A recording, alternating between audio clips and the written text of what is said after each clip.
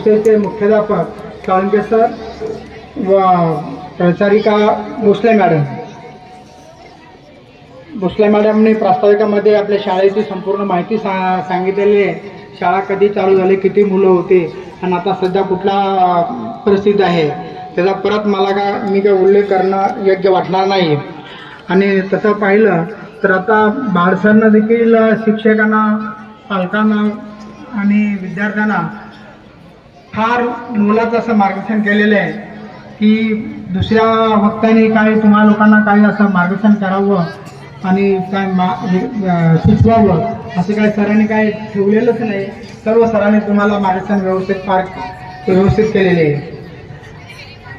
आज या ठिकाणी आदर्श विद्यार्थी म्हणून राजवर्धन नवरे व आकांक्षा करचे हे दोघांचा सत्कार करण्यात आला.